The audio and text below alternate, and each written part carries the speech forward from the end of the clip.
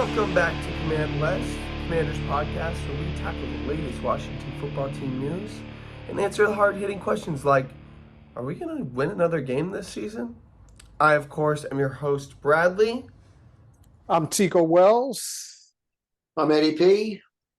I'm Donnie Roach, and as you may have guessed right now, Bradley is not actually here with us. He joined us on a pre-recorded by the miracle of modern technology. He joined us via satellite. No, actually, it's not even via satellite. He pre-recorded his message.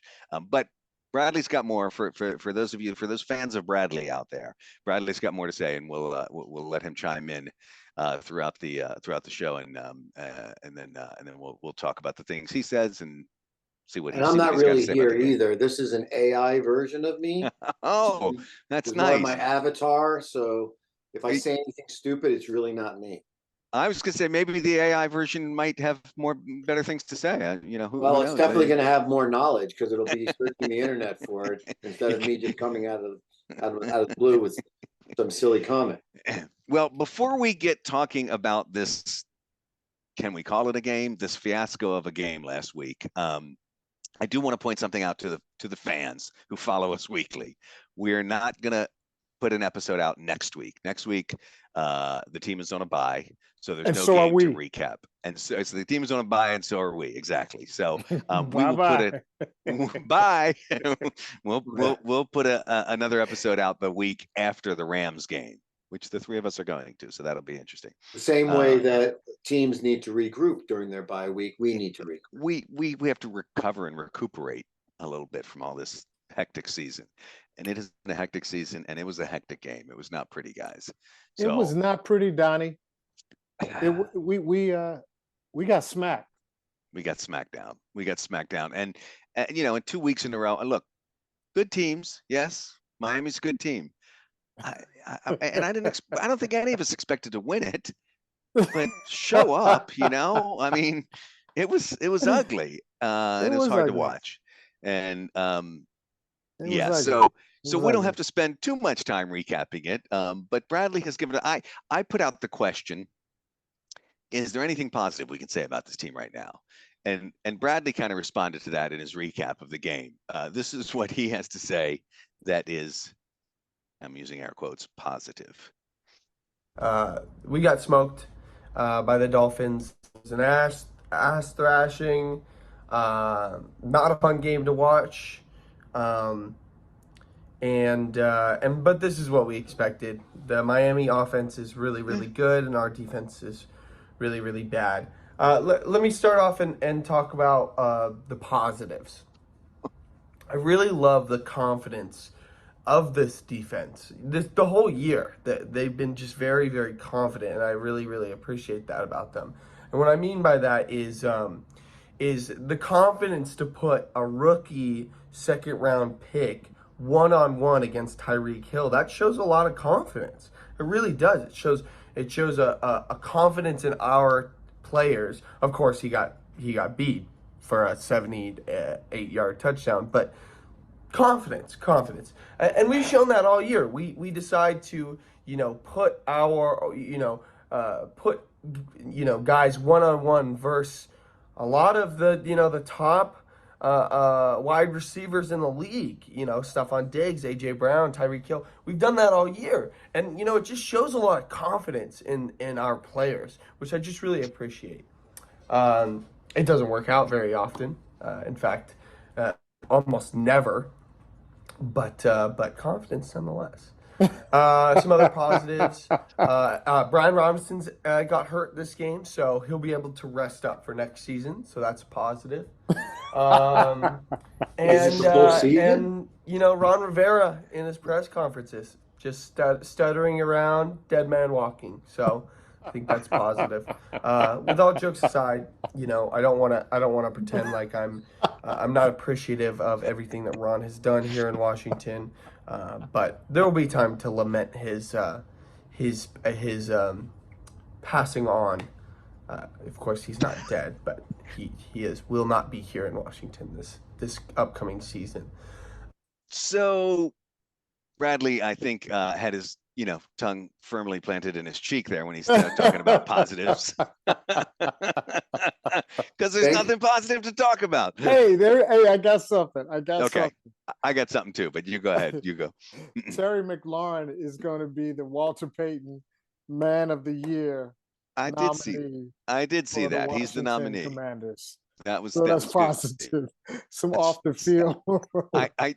there was a part of me that wondered, like, did they give this to Terry because like they're starting to feel bad that he's on such a crappy team and they gotta keep him on the hook, I mean, when I look at positives, and trust me, none of it's about this game. It's about looking into the future. I think in my mind, we've got a quarterback that at least is worth a starting position next season.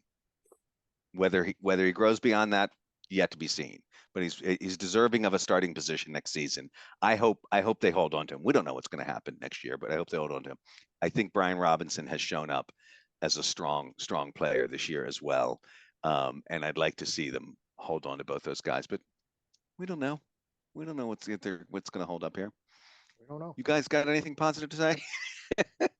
I do. I heard Terry? that there was going to be a new name change again, and the new name is the Loathsome Commanders or the Loathsome Football Team. That's positive. Is it? I don't know. I don't know. No, I think you know what it is. I think you're right. I mean, the two positives are definitely running back Robinson and of course Sam Howell. But you're right. I mean, we don't know if that scheme is going to be the scheme that the new league comes in. It's going to come down to the GM and whoever's going to be the head coach. Those guys are going to be making the deal. We see it with teams that do it right. Mm-hmm. So someone was saying today on one of the podcasts, because obviously I don't get any of this information out of my head, but there are some good people that you could look at from the standpoint of a GM and a good head coach. Yeah. And if they're on the same page about the quarterback scheme, then Sam might be the guy. But if he's not, then you could expect a full clean house. And I don't think that's a bad thing. I just think our biggest mistake is we don't seem to know how to prioritize what our picks are and how to maximize things. Mm-hmm. Like we get scared during the draft and we start making impulses where we're going to take like a fourth round guy when we could have had that same guy that was a second round pick and we decided to take this guy first. It's like I don't know if that plan is something that we have ever had in place for 20 years. But that's been Ron. That's been, I think that's been Ron or the GM. What's Jason? What's the GM's name? I can't think of his name right now. But I think the hope here is, and I hate to have all the positives, looking towards next season because we've pretty much already written off this season. But the hope is that you get a GM and a head coach who can make some smarter decisions. And you're right. If it's cleaning house, look, I'm going to get on board. I'm going to get on board with what they do. I'm ready for something new. So, and with Josh Harris's track record, he seems to be pretty good with general managers when he did the work with the basketball teams and the Flyers, the hockey team. The hockey team, yeah. So I mean, he has the wherewithal, and he seems to have no problem spending the money. But I think he's a smart guy, and he's not going to waste money because I think we kind of wasted some, to have all those great draft picks for the defensive line, and they all really only ended up with one guy that really stood out and did his job and got some of the statistics, right? It's Payne, really, right? Payne and Jonathan Allen, Jonathan the two Allen, remaining those two, they're the interior line, and I think you're at decision point with Jonathan Allen because I think this is a contract year for him. So, and he's been showing he's been saying some things. He's got some quotes recently that people are like, have you considered playing for a different team? He's like 1,000%. Yeah, I don't want to keep losing. So like I wonder what that feeling is like to be on a team and you've been trying so hard to do it for the coach, to do it for yourself, to do it for the players. And then you got to just sit there and you're watching all the good players move over to San Francisco and move over to another team where they just shine, but you know what? I did get to listen to Jonathan Allen, and Yeah. I listened to that one of the interviews. I forgot what Yeah, because he does something with the this. podcast. He's a regular on, I Yeah, think. exactly. And I can't think what it's he called. did a pretty Should give him a politically shout out. correct interview. He said, "Listen, we go out there and we play hard every week. I would love to end my career here. Mhm. I'm not going to start talking about next Where I year wanna right be. now until the end of the season, Yeah. and then we'll evaluate." Then he made the politically correct thing. I'll do the right thing for me and my family. And Um, and which look, means a which new means GM. if I Go ahead. see a way out, I'm getting out of here. Yeah. I think a lot of that, just like we're talking about, new GM could come in and say, Jonathan, we're gonna, because he said he made the comment, I don't want to be part of another rebuild. And so new GM could come in and say, well, this isn't a rebuild. We're putting things in place. We want you to be a part of it. Or the new GM might say, you know what, you don't want to be a part of it. That's fine. We're moving on. Just like they did with Chase. I mean, Yeah. I still don't understand the Chase move, other than they don't want to have to pay all these guys. Yep. But no pay, usually little play. Yeah. And Yeah. Chase looks so happy in San Francisco, doesn't he? I mean, they're gonna have to pay people. They're gonna have to bring some people in, so they're gonna have to pony up some money. But they've got some cap space now. Yeah. And he's not afraid to pony up the cash. So I yeah. think he just wants to make smart purchases. And the GM too is going to be on the phone every single day during the entire off season, during the season. They're jockeying around to see who's on the waiver wire, who's Right. available for a quick pickup. Like, I mean, we should be able to attract free agents, and nobody wants to come to Washington. Mm-hmm. Like, why would you? Well, I don't know that that's true. That has been true. I'm hoping that doesn't continue. I think there's a new dawn in Washington. So that's step one. We got rid of that owner that nobody wanted to work for, and if that can help attract a head coach and a GM, it could become because I think it's an attractive position right now for a head coach and a GM, because we have cap space and we have early round picks. Right. So you get those two people in place, and if it's the right people, then that can attract talent. Which makes me ask you this too, Atiko. Let me ask you this, because you seem to be up on all this. Do you think that we're in a position right now where we should be selecting that young blood type of offensive, powerful head coach, like they have in Miami, like they have with Sean McVay, like they have with, I mean, it just seems like the new blood is this young school, offensive powerhouse, young guy who's got knowledge and schemes. And, that's what, I mean, realistically, that's where we got beat this game. It was that we had nothing to defend with other than the basics. So we go out there with the basics, and these guys are running freaking, matrix plays, and they know exactly how to execute them. And then we're just going, oh, well, we're playing zone, so somebody's going to pick them up. You know what? Or man against this Tyreek is Hill. the hardest thing right now, is that since the 1992 season, when Mark Rippon was a quarterback and we went to the Super Bowl that year, it's been one change after the next. We've had young ones, we've had old ones, we've had experienced ones. We had the old ball coach. Yeah. We had Marty Schottenheimer. Daniel Snyder went through some people, man. We had Gibbs. George Allen's We had son. Gibbs 2.0. Yeah. We had Gibbs. We had Gibbs again. It's just, I think the Snyder era is going to be marked by this constant Ferris wheel, this constant turnstile. And I just don't see how you can win like that.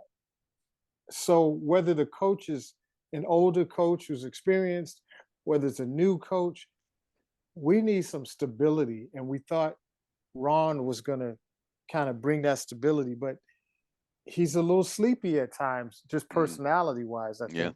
And he had to deal with his whole health thing when he first got here. That took up a lot of energy, I'm sure. Sure. And, everybody, gave him a break. Hey, you dealing with cancer, man?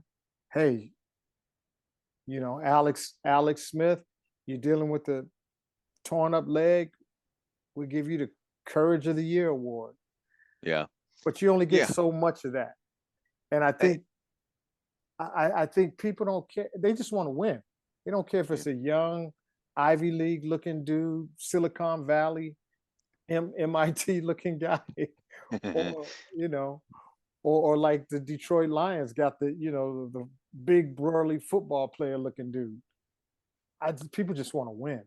That's it. That's what I think. Yeah, I mean, we've shown that we can be average. We've shown that we can get to 8 wins, 7 wins, 9 wins, but we've never really cracked that in 20 years. So it's and that's the sad thing is in the Ron era, the past 4 years, we have been close to that average point. This is his worst year yet.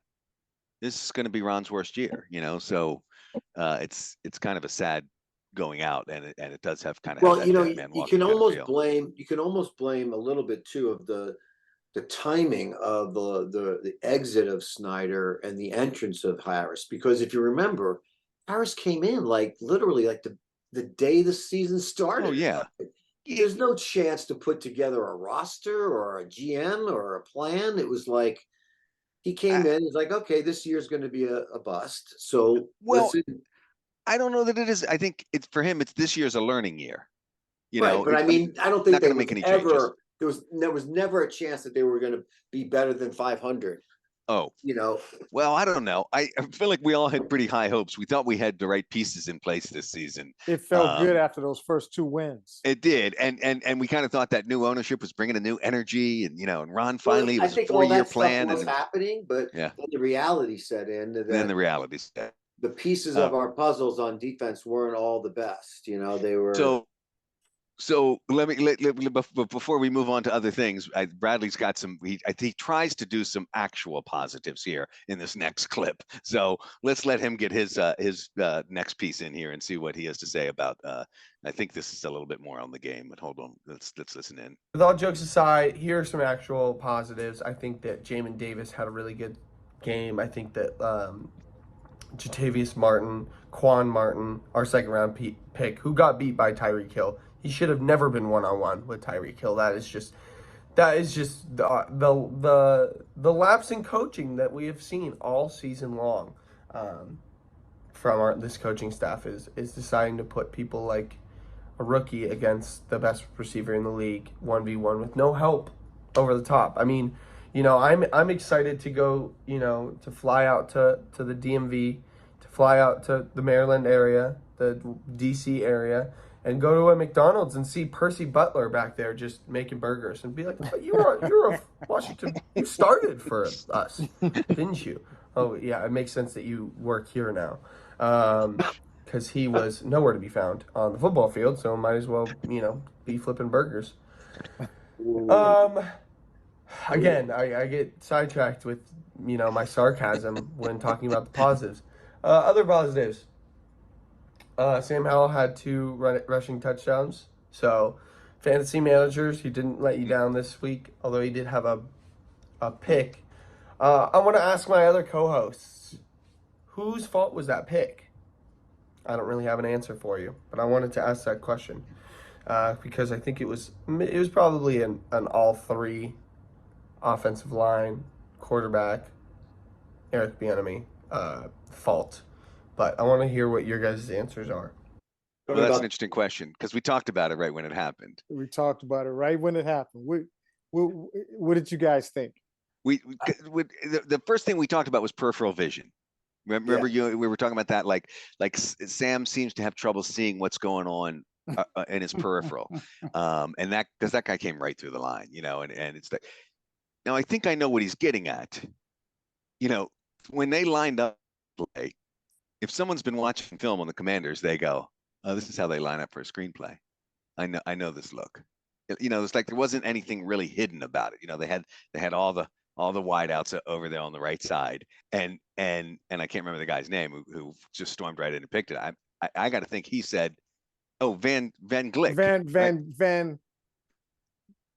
Gick, Van Wick, Van Ginkel." It Van rhymed with Ginkel. Van Winkle. Yeah, Van Yeah, we were Ginkel or calling something. Rip Van Winkle. Yeah, yeah, exactly. He made So a I name think for he said, himself. "I've seen this before. They're gonna throw a screen," and he burst in and got it. Well, So the thing all right, if you're trying to talk about blame, though, the guy's not a small guy. And when you are throwing a screen, you're expecting guys to rush, right? Because you're Yeah. basically being blitzed and Yeah. you're going to dump it. So they saw that and they rushed it. But how could you not see that guy? He was in the same exact line of where the guy he was throwing to. Yeah. Like, I mean, I think that play is designed such that it's like, I'm going to just go and throw it so quick. It's not like the back up and let the blitz come to you and then throw it over them. oh, It you was just just think like, it was take a the snap and lateral throw pass. it, quick lateral pass. and the guy thinking just- is, I'm going to throw it before anyone can bust in. But and he stepped right in. that ain't the truth. That ain't what I mean, happened. it looked like he was delivered on a platter. Yeah, You know, and the it thing was. about it is, with experience comes the calmness to be able to look both sides and see what the defense is giving you.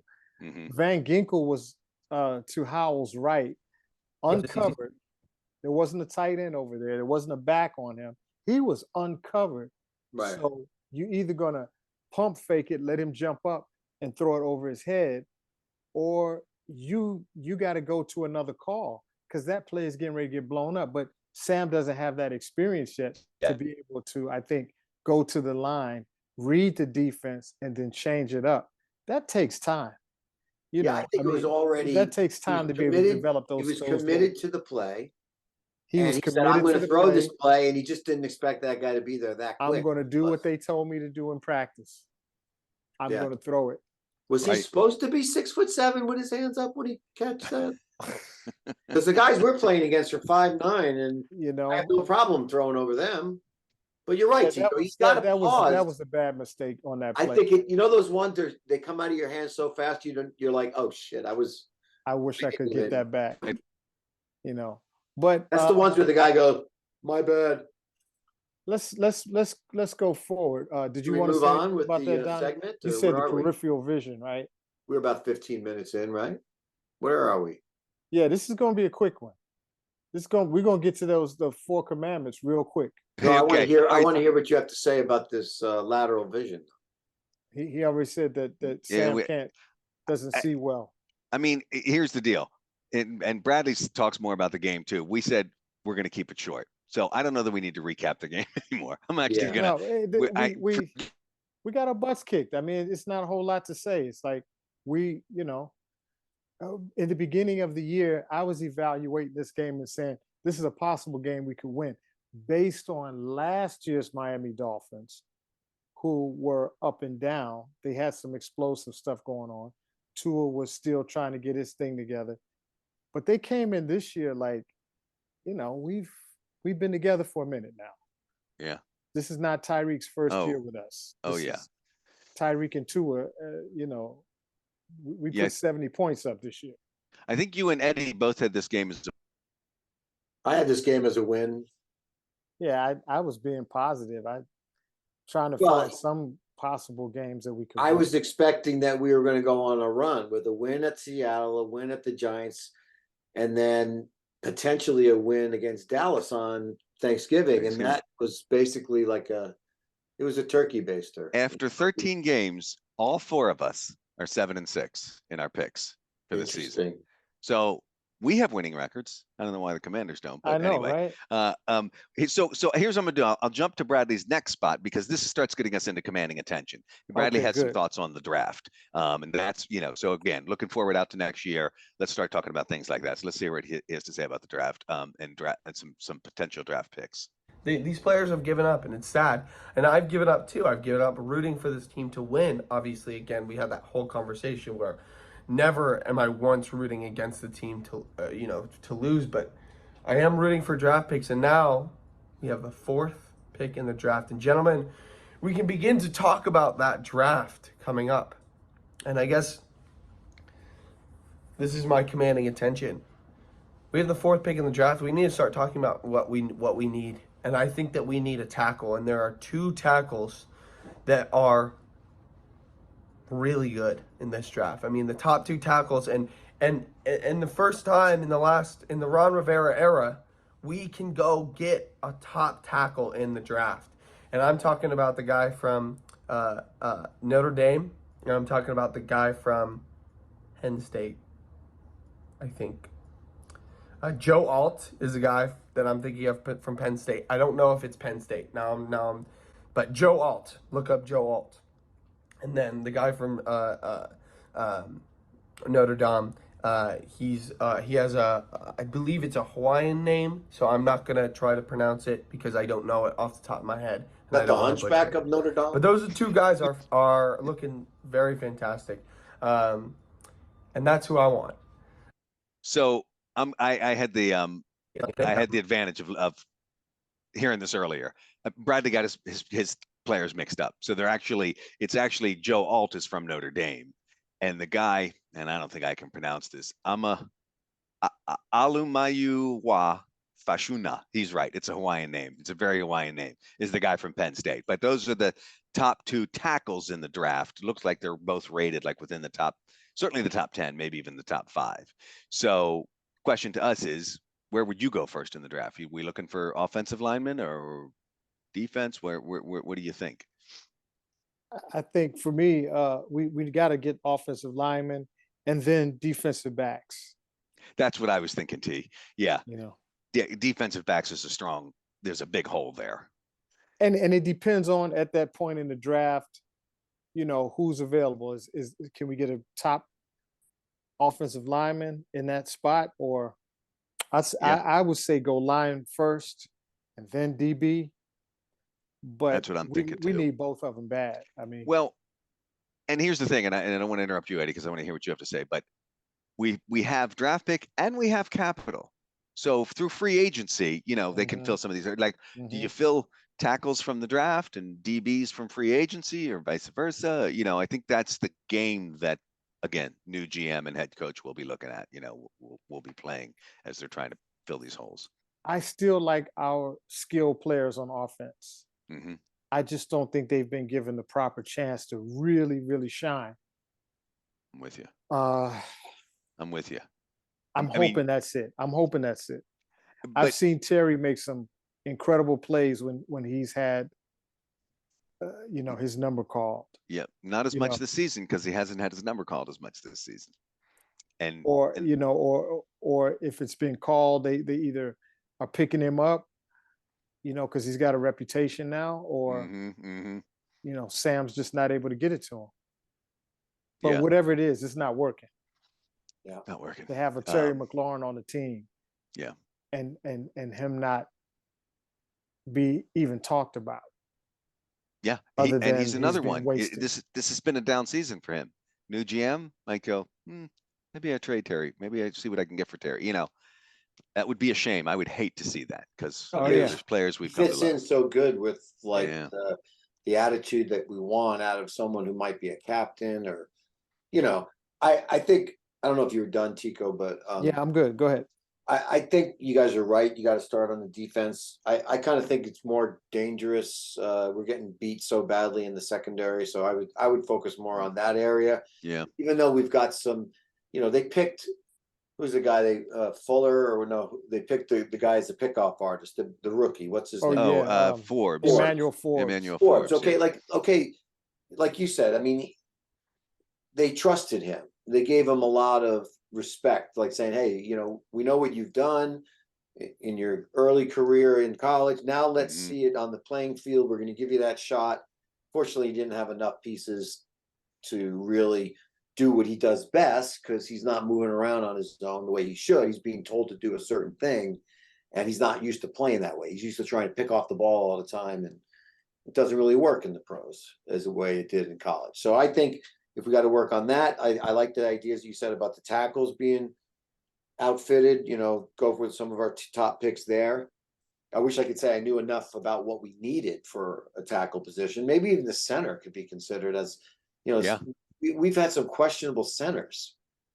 Not saying they can't snap a ball, because they all can. It's the guys who move and know how to block and stay in position and do what they have to do. Like, because when's the last time we did a draw play from the shotgun that actually got us more than 2 yards, unless it was Robinson? It was just like, we can never do anything.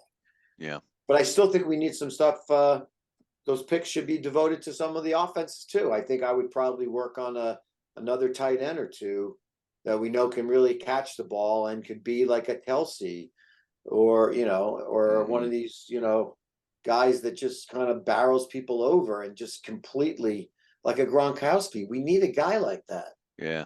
Yeah. And because if you think about it, I don't know if you guys saw the stat. I saw the stat in the last 2 games. We were outscored 90 points to 20. 90. Now, okay, They now put you know, 245 burgers on us, man. 90 to 25, but whatever. Is that what it was? 25? yeah. Yeah. But I'm saying, anything in the 20s when someone else Yeah. has put up 90 on us, 90 is that tells me that we still That's need to pathetic. score pretty well if we're going to do anything against these teams that are offensively balanced now.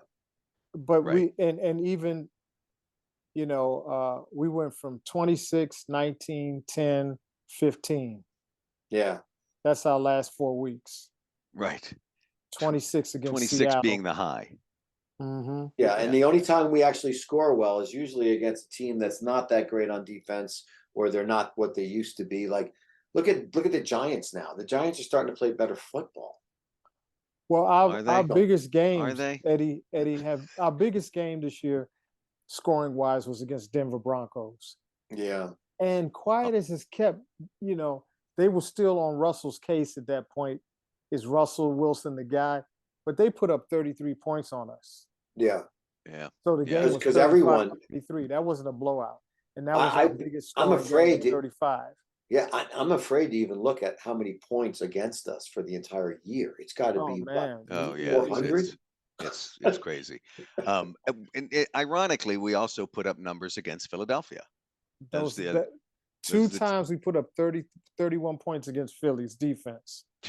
And we just and saw Philly. We couldn't do anything with the Giants. Yeah. Right. Now, why That's is that? crazy. Does that mean that the matchups were perfect? Whereas the Philly defenses not think with what we were doing twice? I mean, how does that happen twice with it? I hate to keep going back to coaching, but it's game prep. You got to prep the team differently for different games, and they weren't prepared for the Giants. The Giants, I feel like they outcoached us. That Wink Martindale's defense was blitzing on us, and we couldn't get anything. We couldn't make anything happen. Mm-hmm. Mm-hmm.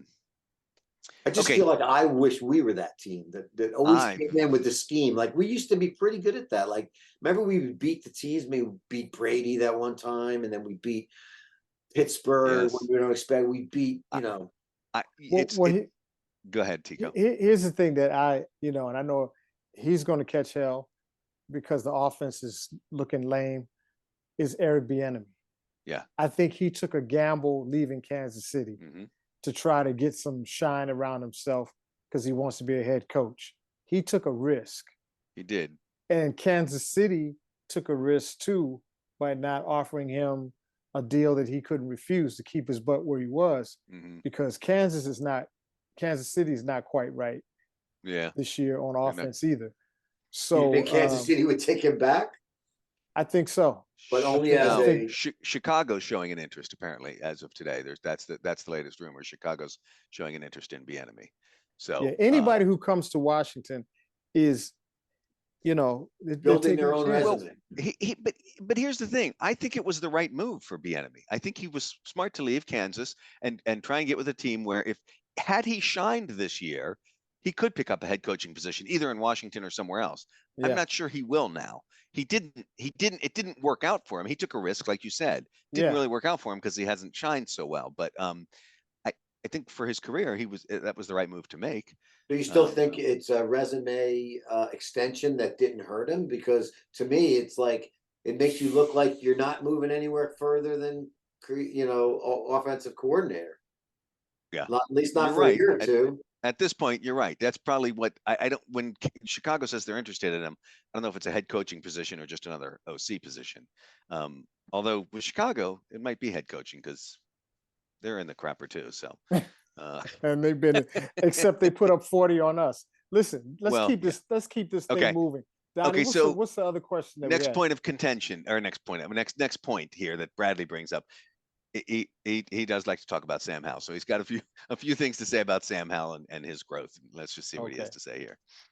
Here's the one other thing I wanted to add to the commanding attention when we're talking about the draft is, obviously last week I talked about lack of empathy and lack of compassion and having to understand that this is a business over anything, and that having compassion for these players, is a natural human reaction. But in this, in this business that is the NFL, you can't have that. But I'm gonna kind of roll that back a little bit and say that I'm becoming more and more concerned with with the lack of evaluation of Sam Howell, that and us dropping picks. We have the number 4. That might put us in a position to go get a quarterback in the draft. And although I don't think that is the right idea, the right choice, because I think that we can ride with Sam Howell, we can build around Sam Howell. I kind of see him as a Tua Tagovailoa because Tua is a great quarterback, right? Great quarterback. Is he Patrick Mahomes? No. Does he need elite talent around him to elevate him? Yes. But does he make that elite talent great? Yes, he does. And no one will ever, I will never say that he doesn't. He's a great quarterback, but he's not the elite who doesn't. I mean, look at Patrick Mahomes. Look at what he's doing this year. Can you, Racy Rice and Valdez Scantling, like this is his receiving core. Pacheco is a huge pickup for them because they needed some skill players, and obviously they have Travis Kelce and a good defense. But Tua has 2 great wide receivers, and then 2 pretty good wide receivers, and 2 great running backs. He has the player personnel around him. My whole point with this is saying that I see Sam Howell as a type of a Tua player. He can elevate great receivers and great skill positions, but he's never going to be the guy who doesn't need any skill positions to just be amazing. He can't just put a team on his back and carry them all the way to the finish line. But you can build around Sam. You can put the pieces in place and he can be great. He could take you far in the player. That's what I believe he is. So I would build around him. That's why I think we should go get a tackle.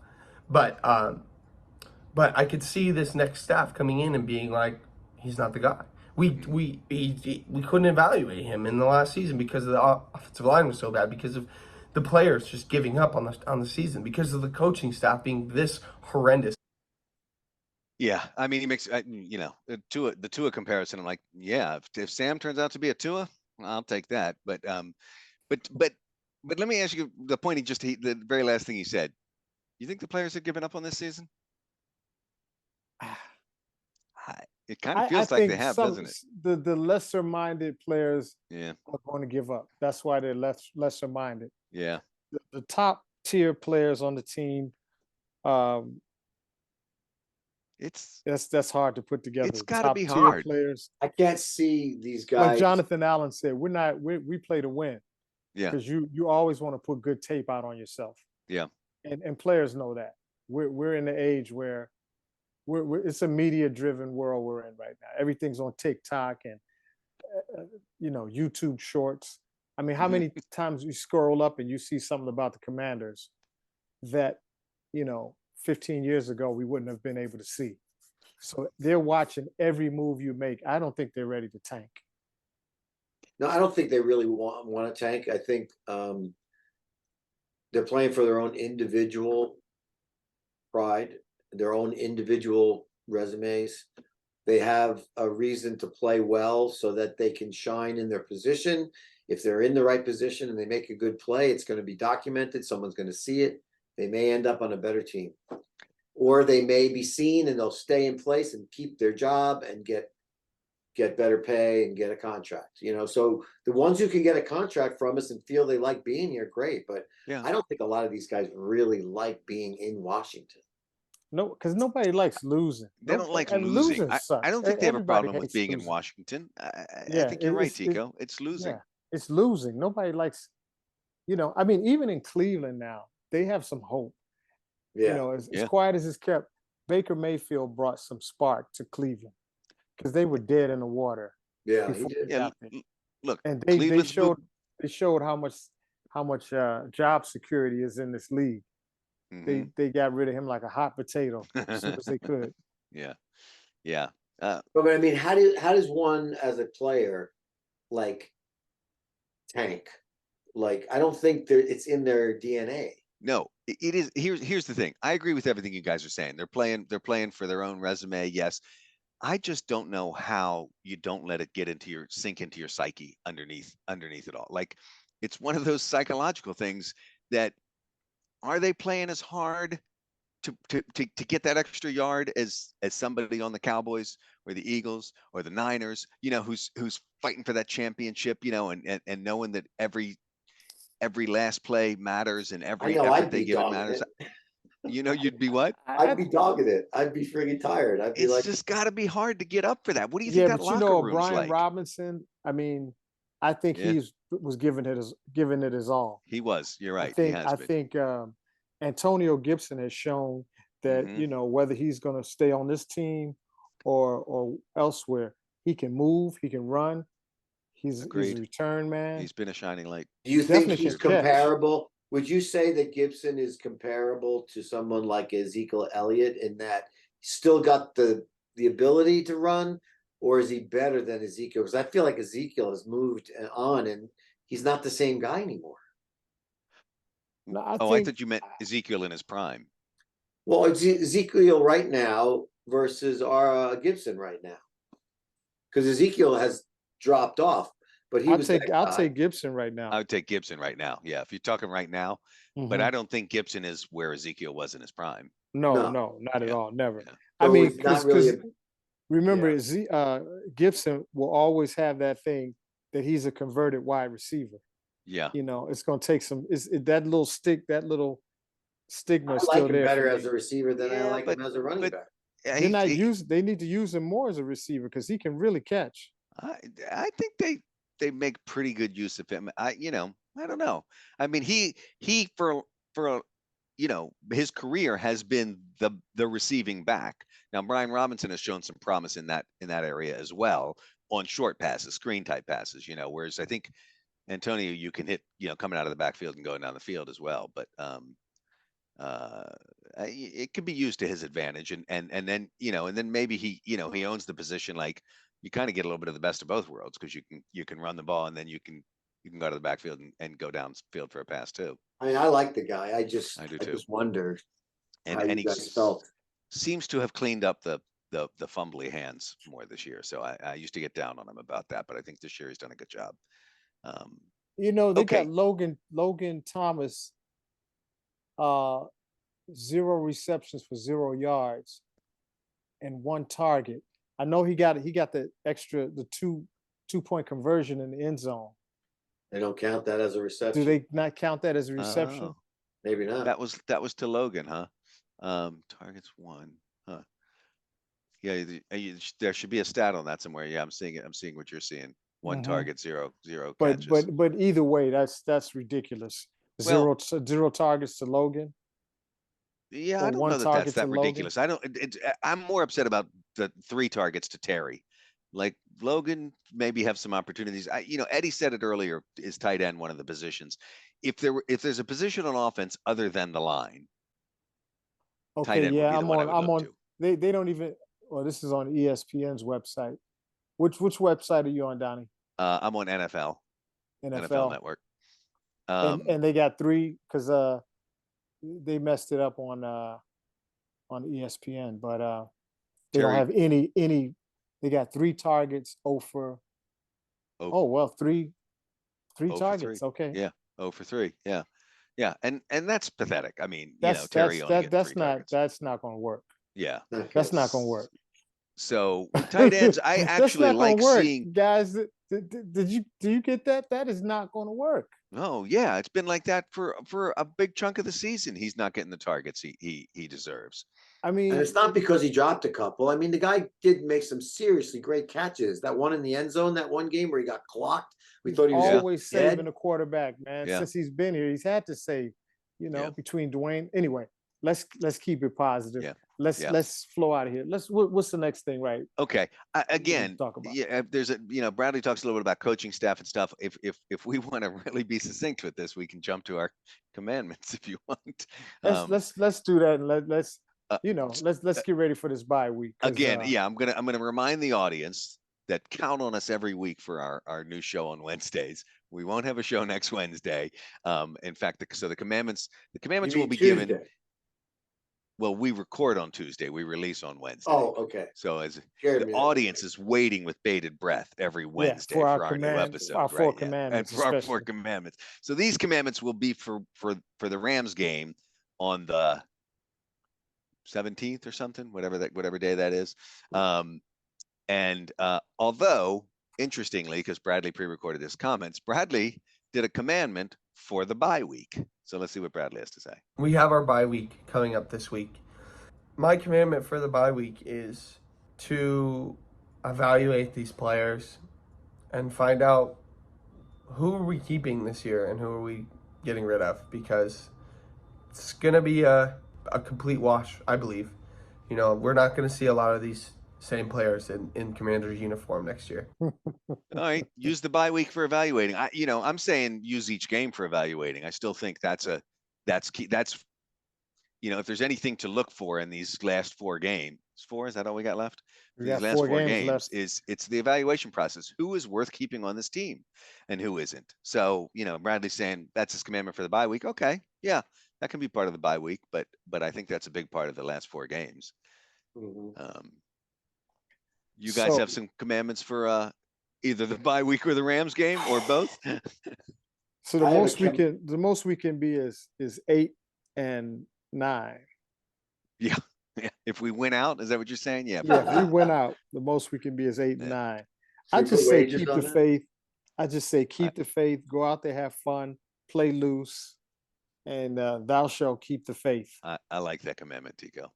When I saw you put that in, yeah, that's good. Yeah, mine's pretty much what I said earlier. I mean, thou shalt play with self-respect for your own player resume. Yeah. You have one chance, like the Eminem song. You only get one shot. Yeah. And right now, even though you're on a sucky team, doesn't mean that you have to be the one that sucks. You could be the one. You could be the one that stands out as the only guy who did anything right. That should be your goal. I want to be the guy who shines in every game from now until the end of the season. Because even though we lose every game or a majority of the games, there's that one guy that stands out on every single game. Sam, Terry, whoever it's going to be, just strive to be that guy. Yeah, it's interesting. We all kind of have a similar theme here. I think none of us are necessarily expecting wins, or giving commandments that center around gameplay. My commandment is show up for this game. Come on, play for pride, score some points. Make it a game. Let's go out there, have some fun, do your best, play your best ball, and shoot. We're going to be in the stands, so we want to see a good game. That's We're right. be out here that way. Do we need to be armed? I don't know about that.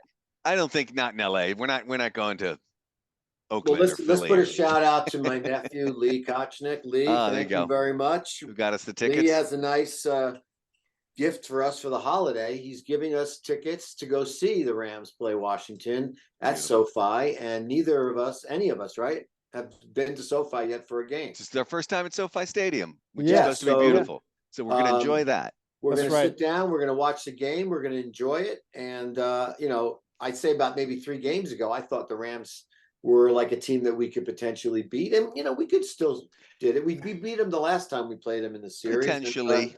But the Rams are one of those teams that I feel like are starting to trend in the right direction. Yeah, they are. I was getting ready to say that. The Rams, Seattle, even Denver Broncos are trending in the right direction, right? You Yeah. know, that's where that's kind of what you wish we were. We starting to gain a little momentum at the end of the year, you know, like And turn things around. Stafford's starting to get in the groove, Yes, you know, yes. and they got some And receivers. he'll probably burn our DBs like a Oh good yeah, quarterback does, you know. because every quarterback can do it. Even what's his name, Tommy DeVito.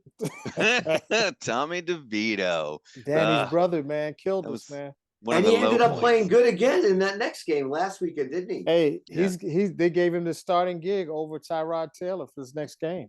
You know who looked good this weekend? Seattle against Denver against Dallas. They played him and tough. I know they lost it, but boy, they played Dallas tough. And I still think Dallas is the team to beat in the NFC East. You know, Philly lost this weekend. Dallas won. They're now one game behind, and I think they meet them this week or next week or something. Dallas and Philly are going to meet up. So, my prediction is, I think I said this midway through the season, that I think Dallas will take the division. I think realistically too is there's only two teams that can beat San Francisco in the NFC, and it's Philly. They'll be ready on the next one. I think. I don't think it'll be a blowout like it almost was this weekend, but Yeah, I think Dallas and Philly are the only two teams that could potentially rival 49ers in the playoffs. I don't think they will, but they are the only ones. I have to throw in the Detroit Lions. Man. I was They're just going to say, really good football. They're Lions 9-3 tough right now. San Francisco's 9-3. Dallas is 9-3. Philly's 10-2. Those are the teams. Those are the teams to beat. Yeah. And people are crowning San Francisco right now. I'm not crowning them. They had a great win against Philly, but yeah, on any given Sunday, yep. somebody on your level can come in and whack you. But I'm gonna And tell you, I like how Detroit's playing. Yeah, those they could teams do were, it.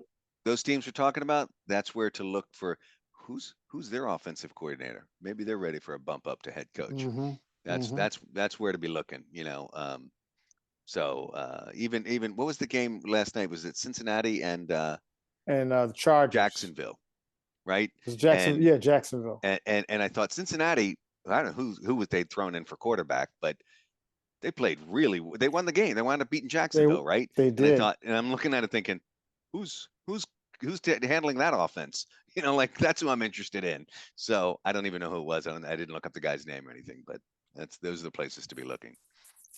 Yeah. Hey guys, it's great seeing you guys again. Yeah. As you know always. We're gonna let Bradley do what he always does and take us out of here. All right. That is a wrap for this episode of Command West. Thank you so much for tuning in, and we hope you had just as much fun listening as we did, bringing you the latest and the greatest of the Burgundy and Gold. Please like, subscribe, comment down below this video, and we hope you tune in next week. Peace. See ya. Good luck. Week after next week.